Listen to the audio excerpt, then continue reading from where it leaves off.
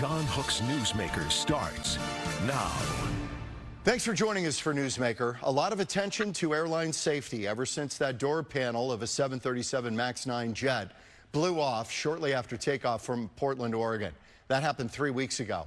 It happened on a Boeing 737 MAX 9 jet with 171 people on board. A scary situation, to be sure. But how safe is it to fly? We thought we'd catch up with a guy who knows a lot about this, pilot Adam Silva, who's flown pretty much every aircraft you can imagine. He was also a pilot examiner for the FAA for several years. Adam, great to see you. Nice to see you too, John.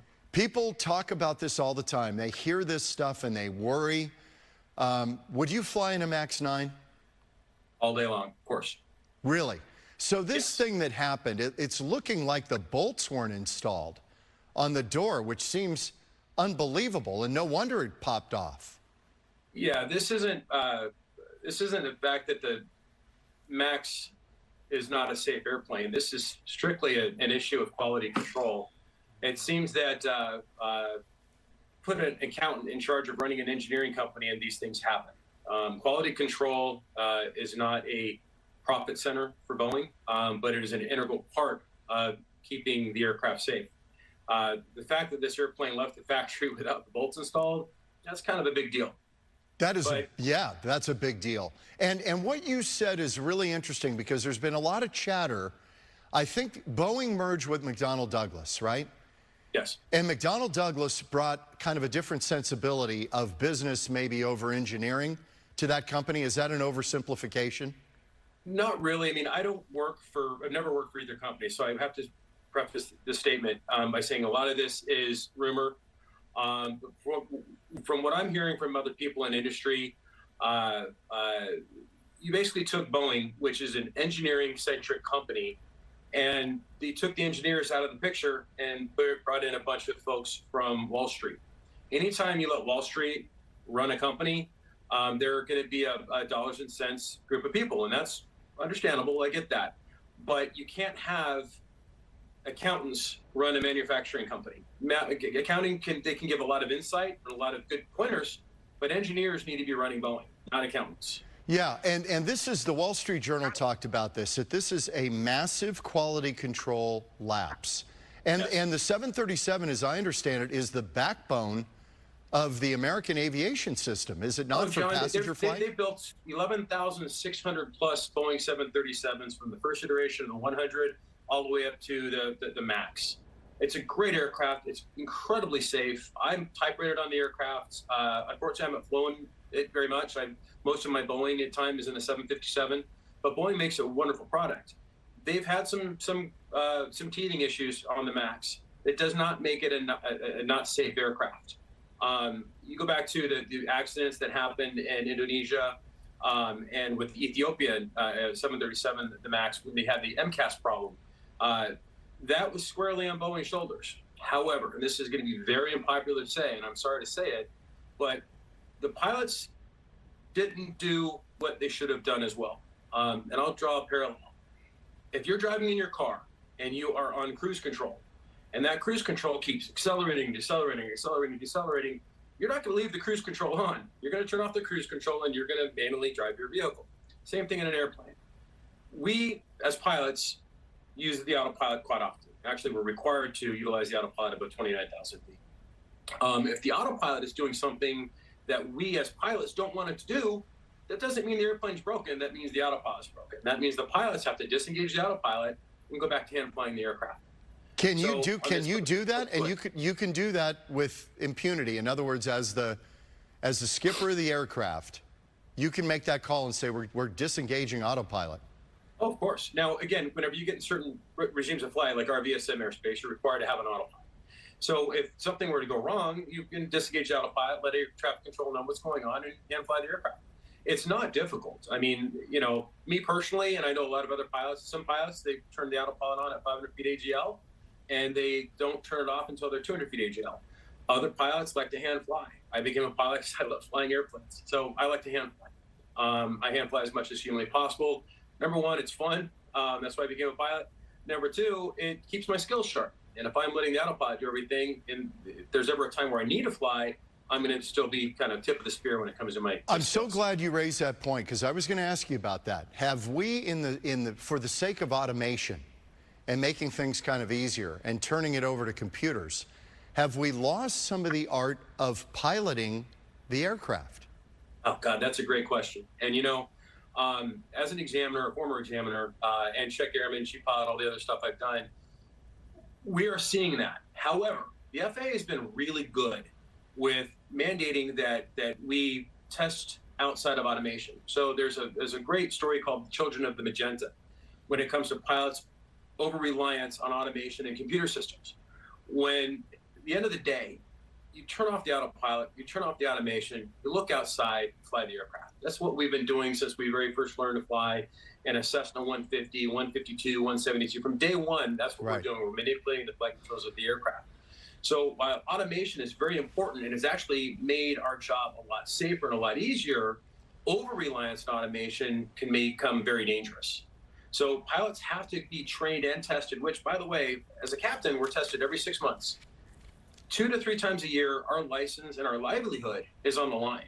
We are tested every 6 months, going through engine fires, engine failures, emergency descents, explosive depressurizations, emergency evacuations, wind shear escape, control flight terrain. All this stuff we're drilling over and over and over again. And at the end of our training event, we have to take a test. And if we don't pass that test, bye-bye. Can't fly. No pilot. Adam, we've talked about what happened with the flight out of Portland with the door panel coming off. Yeah. But what is really interesting and doesn't get talked about a lot is airline flying now commercially has never been safer. I'm going to throw some things at you that I know you know.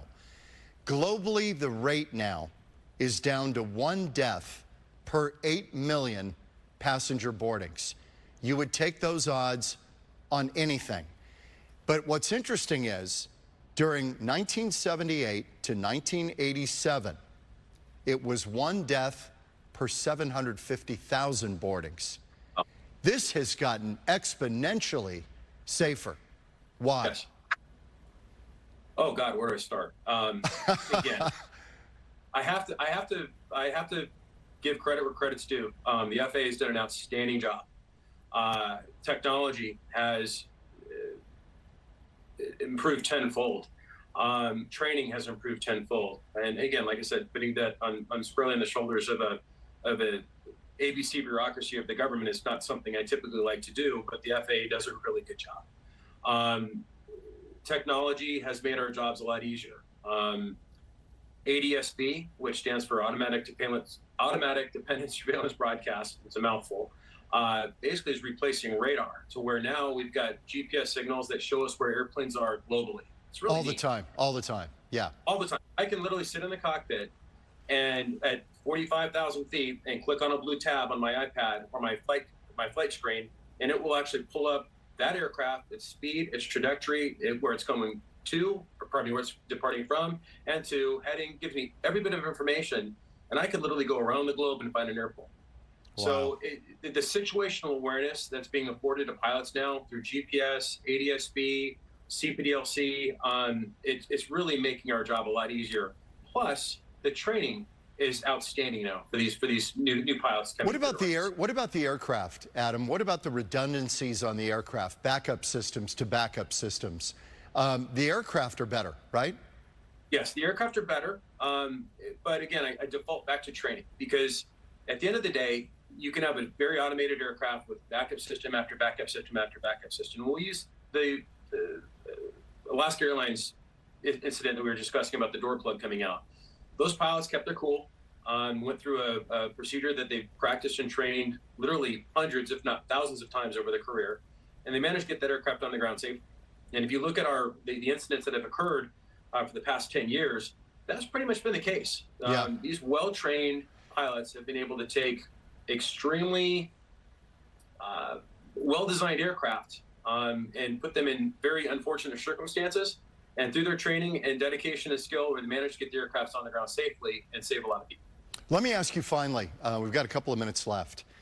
We have had a bunch of near misses in the last year. 19 identified by the FAA last year. Mid-January, Delta 737 rolling for takeoff at JFK in New York. American Airlines Boeing 777 crossed the same active runway, forcing the Delta plane to abruptly stop and avoid a collision. Then in February, FedEx, a 767 cargo jet, nearly landed on top of a Boeing 737 airliner in Austin. They came within 100 feet of each other. That stuff is scary. Is there something going on in the towers that you're concerned about? Not to freak everybody out, near misses have been happening forever. We have the technology now to point out the near misses a lot easier. Again, using ADS-B, where we can always track where the aircraft are. To put everybody's mind at ease, there's so many levels of safety. And I'll use one example of departing. So we're taxiing up, ATC gives us taxi clearance to taxi up and hold short of a runway, then we swap over to the tower. Tower tells us to hold short for landing traffic, whatever. Once we get clearance for takeoff, we just don't blindly close our eyes and roll it on the runway, add power, and take off. There's multiple checks that we're doing. Primarily, we're checking our TCAS, which stands for Traffic Collision and Avoidance System, to make sure there's nobody on TCAS coming in down. We're also checking our ADS-B. Our ADS-B is letting us know where all the aircraft are. Then we're using our visual. We're using our eyes, the things God gave us. We're looking outside. We're checking the approach corridor, the final approach corridor, runway corridor, and the departure corridor to make sure all the traffic's clear. So whether the tower clears us to depart, we don't just blindly go. We're verifying everything. That's why we haven't been having any accidents. Now let's move over to the landing phase. Landing phase is a little bit different. Whenever it's VFR, which means we can physically see the runway, right, we can see the traffic, and they clear us to land, one of our call-outs is 3 green, runway's cleared, clear to land. It's one of our last calls we make to make sure nobody's on that runway. The problem is whenever the visibility gets bad and we're shooting an approach and we can't see traffic on the runway. That's where things can get a little sketchy. However, with ADS-B now, we can even see it then. So a lot of these near misses probably would have became accidents if the technology would have been in place. Oh, that's interesting. Is there a problem with maybe some controller training? Do controllers make mistakes? Great men and women that running our air traffic control system, but they're human beings, and human beings make mistakes. That's why we have so many different levels of safety, or pardon me, layers of safety that keep the flying public safe. One more thing. I'm gonna return to this. It's just a staggering rate. Globally right now, 1 death per 8 million passenger boardings. Odds of dying in a motor vehicle crash, 1 in 101. Well, let's put it this way, John. You have a better chance of sitting on a surfboard in the ocean, scratching the winning lottery ticket, and getting attacked by a shark all at the same time versus crashing in an airplane. Yeah, I know. And it's important people know that because, you know, we hear this and the media makes a huge deal out of it. And the pictures are unbelievable when the door panel comes off and there's a gaping hole in the airplane. But again, everybody landed safely. It's amazing. Adam, I appreciate your time. It's good to see you, my friend. You too, John. You take care. Adam Silva. Coming up next on Newsmaker, new rules for automatic recounts in Arizona elections. It's creating a potential crisis, getting the votes counted before the presidential deadline. We're going to take that up next on Newsmaker.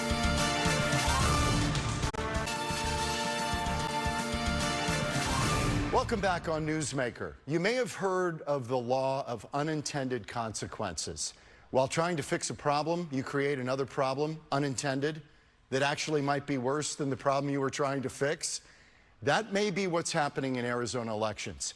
Republican lawmakers 2 years ago changed the threshold that triggers an automatic recount in an election.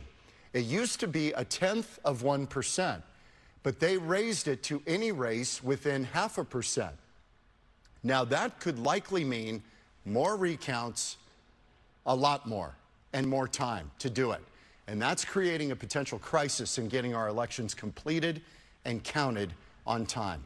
Jen Marson is Executive Director of the Arizona Association of Counties. Jen, thank you for joining us. Thank you for having me. Okay, Jen, you're getting involved because you've got elections officials in all of the different counties in Arizona saying, we've got a time problem here, right? Yeah, that's right. Arizona's in danger of missing 2 crucial federal deadlines, one after the primary and one after the general. The one post-primary has to do with getting our military voters their ballots in time, and the one post-general has to do with making sure that Arizona's votes for president can be counted. Okay, so after the 2020 election and the closeness in the race between Donald Trump and Joe Biden, it kind of caused the legislature to say maybe we need automatic recounts with a larger threshold. But that created this problem. And do you suspect, given the nature of politics in Arizona right now, that we're going to have a bunch of close races that need to be recounted, and it takes time? Yeah, absolutely. With the threshold being changed and the nature of politics seemingly changing in Arizona in recent years, that's a very likely possibility. In fact, we also saw that come to fruition in December of 2020, after that 2022, pardon me. After that general election, we had several races that needed to be recounted. So now we know exactly how long those recounts will take, and now we know we need more time. Okay, now you would think, looking at this at first blush, well, we've got months until the election. Why is February 9th such an important red letter date? So one of the things that's being contemplated as part of the solution to get us the 19 days we need in the primary cycle is moving the primary election by 1 week, making it earlier by 1 week.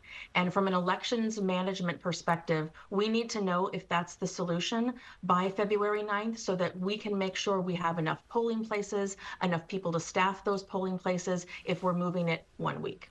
Jen, that's a week away. It is.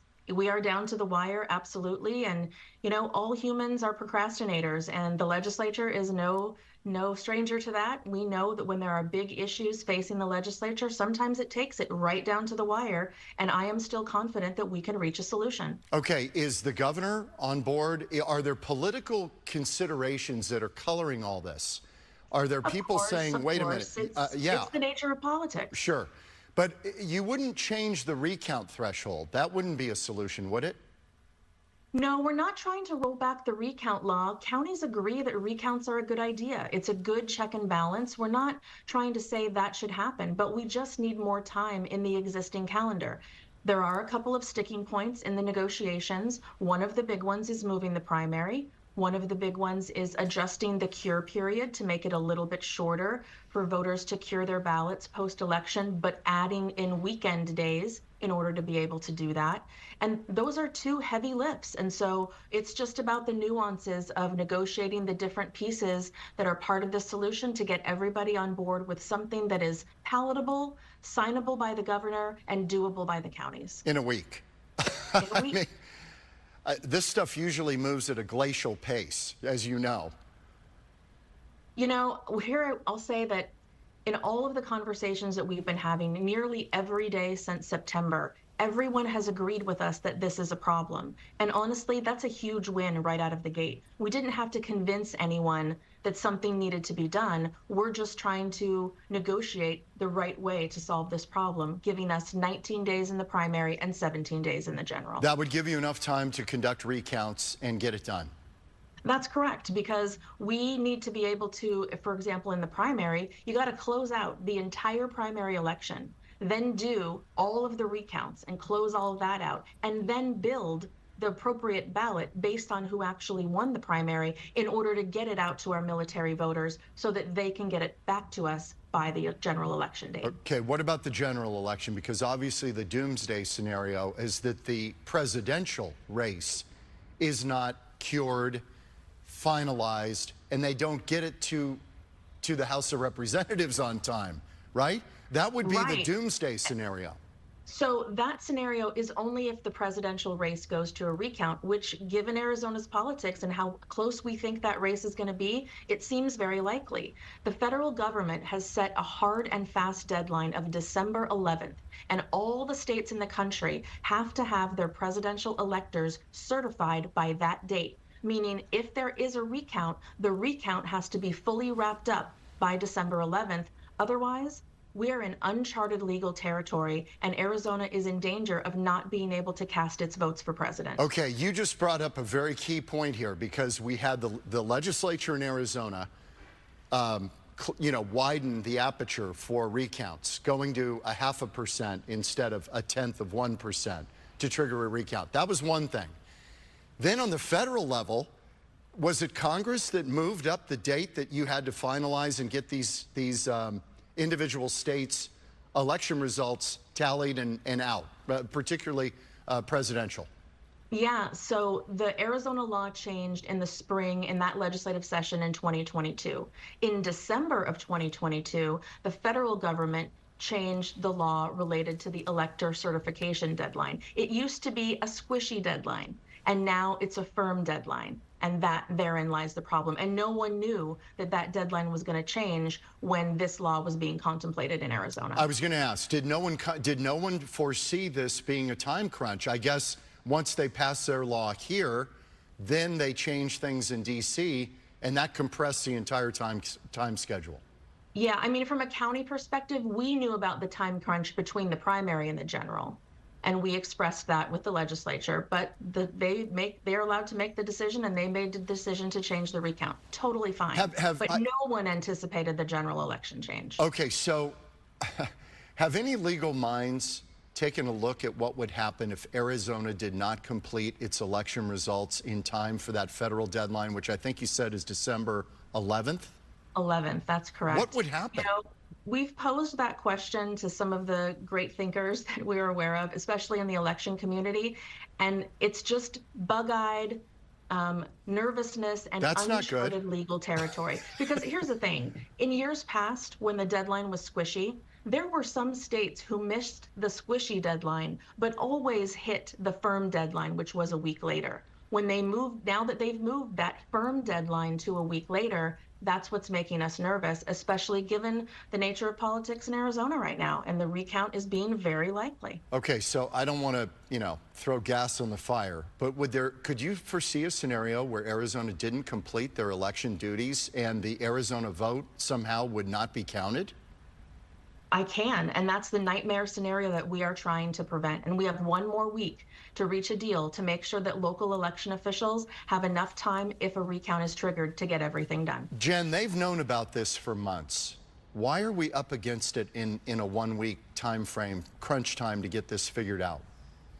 Well, I don't want to give the impression that no one is doing anything until now. Conversations and negotiations have been happening robustly for many months now, but this is a big issue. There are a lot of politics involved. We obviously have a legislature that is controlled by Republicans, and we have a Democrat governor. And the nature of that dynamic just means that sometimes these negotiations take a very long time. Are you confident they'll come up with something? I gotta say, personally, I think we are gonna find our way out of this. I think it will happen at the last minute, as oftentimes these big issues do, but I am confident in the work that's been done, and I think the work that is upcoming, I believe we'll find a solution. I really do. Okay, yeah, because, Arizona, we become the butt of a lot of jokes nationally about different things. We don't need this. We don't. We definitely don't want to disenfranchise our military voters, and we absolutely cannot be the first state to miss the presidential elector certification deadline. I don't want to put you in a tight political spot here, but I've got to ask you, what are the hangups in the negotiation? Who's worried about what? So I would say that there's three sort of buckets of hangups, if you will. One is moving the primary. That's a big lift. That's a hard thing to do. The other is moving the cure deadline, the deadline by which voters can cure their ballots after an election. And then the third bucket is miscellaneous policy requests coming from either the Republican or the Democrat side that make them feel better about doing some of these other big changes. And so right now we're just trying to thread that needle about what of those policy items are acceptable to both sides, signable by the governor, and doable by the counties. Okay, wow. I just was not, frankly, paying attention to this. I got to be honest. I didn't really understand all this was happening until recently.